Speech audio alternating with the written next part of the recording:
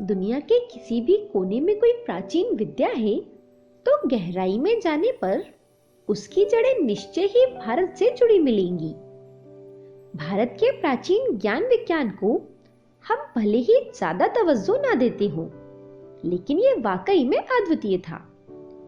चीन की विख्यात युद्ध कला, मार्शल आर्ट की जड़ी भी भारत से जुड़ी हुई है। दुनिया भर में पिया जाने वाला पेय चाय भी भारत की ही देन है। आज के वीडियो में हम जानेंगे एक ऐसे सिद्ध योगी के बारे में जो कई विद्याओं में निपुण थे। उन्होंने ही भारत के ज्ञान को चीन में फैलाया और उन्हें इस क्षेत्र में उन्नति प्रदान की।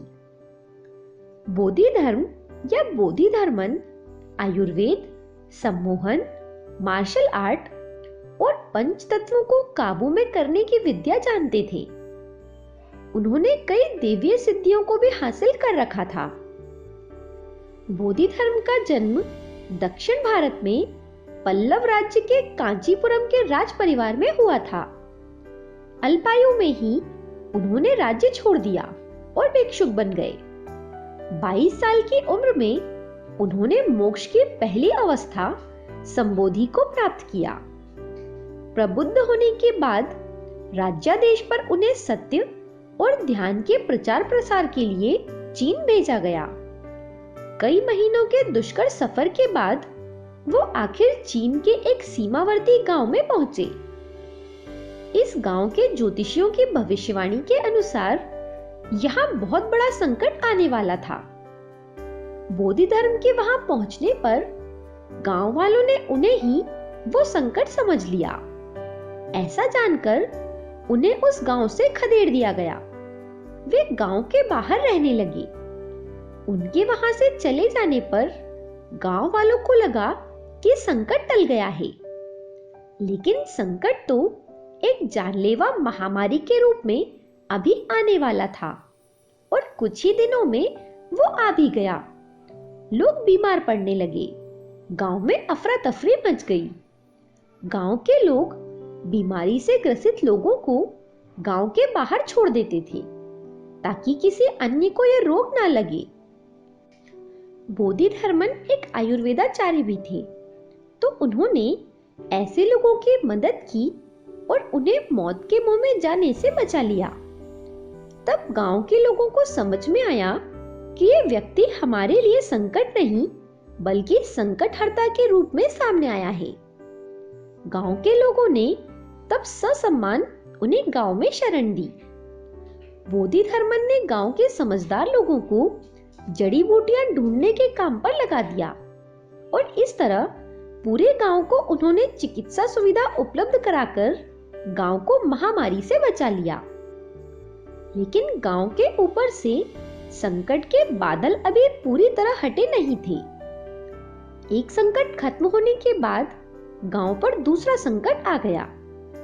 लुटेरों की एक टोली ने गांव पर हमला कर दिया और वे लोगों को मारने लगे। चारों ओर कत्लेआम मच गया। बोधि धर्म फिर एक बार गांव वालों की सहायता के लिए पहुंच गए। गांव वाले समझते थे कि बोधि धर्मन सिर्फ आयुर्वेद के ही जानकार हैं, लेकिन उन्हें क्या मालूम था कि भारत की मिट्टी से बने बोधि धर्म बहुमुखी प्रतिभाओं में पारंगत थे। वे प्राचीन भारत की युद्ध विद्या कलारीपट्टू में माहिर थे। इस कलारीपट्टू को ही आजकल मार्शल आर्ट कहा जाता है। बोधि धर्म ने मार्शल आर्ट और सम्मोहन के बल पर उन हथियारबद्ध लुटेरों को न सिर्फ हरा दिया बल्कि उन्हें भागने पर मजबूर भी कर दिया।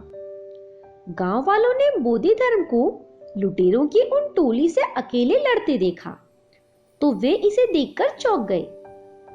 चीन के लोगों ने युद्ध की ऐसी आश्चर्यजनक कला पहले कभी नहीं देखी थी। वे समझ गए कि यह व्यक्ति कोई साधारण व्यक्ति नहीं है।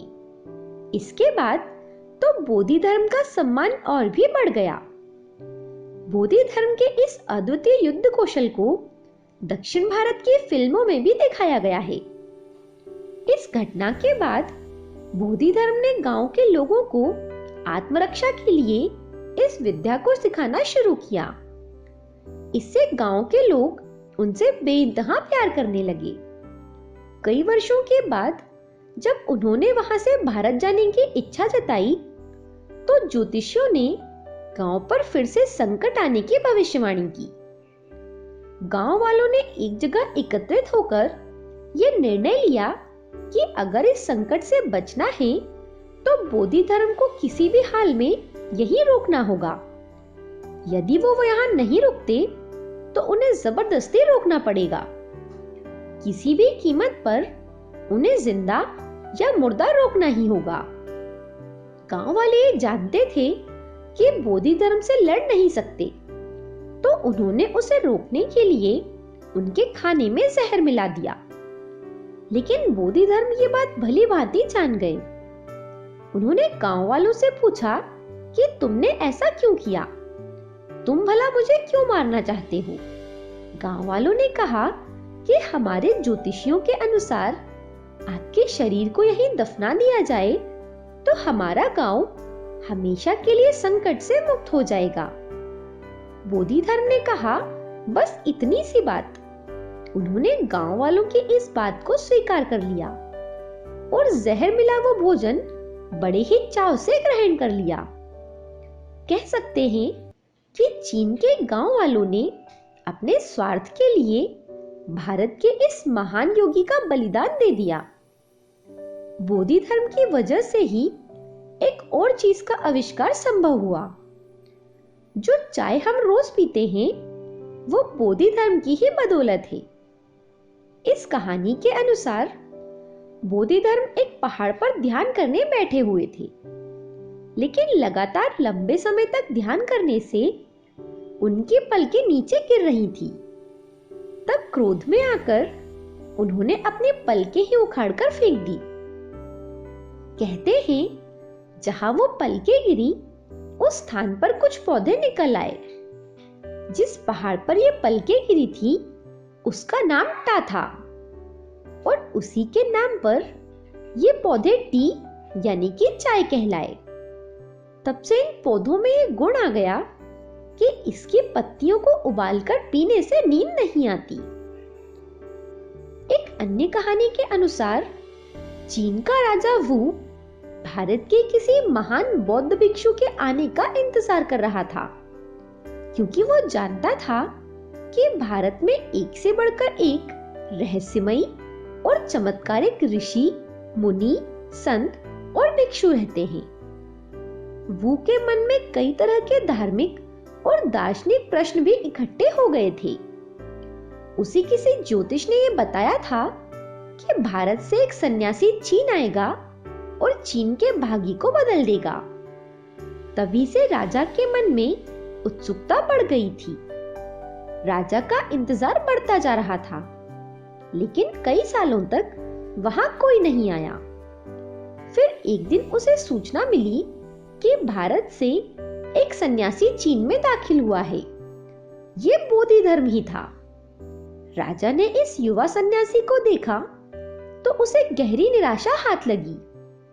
राजा का मन ये मानने को तैयार नहीं था कि बिल्कुल निष्प्रभावी दिखने वाला ये युवा कोई ज्ञान भी रखता होगा। लेकिन राजा ने अपनी हताशा को छुपाते हुए बोधि धर्म का स्वागत किया।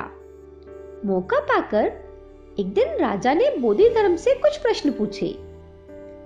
राजा वू ने पूछा, इस सृष्टि का स्रोत क्या है? बोधि धर्म राजा को देखकर हंस दिए और बोले, ये तो बड़ा मूर्खता भरा प्रश्न है, कोई और प्रश्न पूछिए। इस उत्तर ने राजा के क्रोध को भड़का दिया, लेकिन वो शांत बना रहा और बोला, चलिए मैं आपसे दूसरा प्रश्न पूछता हूँ। बताइए मेरे अस्तित्व का स्रोत क्या है? ये सुनकर बोधि धर्म और भी जोर से हंसे और बोले, ये तो और भी ज्यादा मूर्खतापूर्ण प्रश्न है, कुछ और पूछिए। राजा अपमान के इस घूंट को भी पी गया और तीसरा प्रश्न पूछा। बौद्ध धर्म का प्रचार प्रसार करने के लिए मैंने कई मठ बनवाए, बगीचे लगवाए और सैकड़ों ग्रंथों का अनुवाद कराया। मैंने इतने सारे प्रबंध किए हैं, तो क्या मुझे मुक्ति मिलेगी? ये प्रश्न सुनकर बोधिधर्म गंभीर हो गए। वो खड़े हुए और राजा के आंखों में आंखें डालकर बोले, क्या कहा? तुम और मुक्ति, तुम तो 7वें नरक में जाओगे। अब राजा के सब्र का बांध टूट गया और उन्होंने बोधिधर्म को अपने राज्य से बाहर निकाल दिया। हालांकि बोधिधर्म को इससे कोई फर्क नहीं पड़ा और वो पहाड़ों पर ध्यान में डूब गए, जहां उनके अनेक शिष्य बने। भारत में बोधिधर्म से जुड़े इतिहास को कभी भी सहेजा नहीं गया, जबकि चीन ने बोधिधर्म की सिखाई कला में दक्षता हासिल कर आज पूरी दुनिया में अपनी पकड़ बना ली है। भारत की संस्कृति के वाहक और एक महान सन्यासी के रूप में बोधिधर्म को हमारा नमन। वीडियो पसंद आए तो इसे आगे शेयर कर दें। धन्यवाद।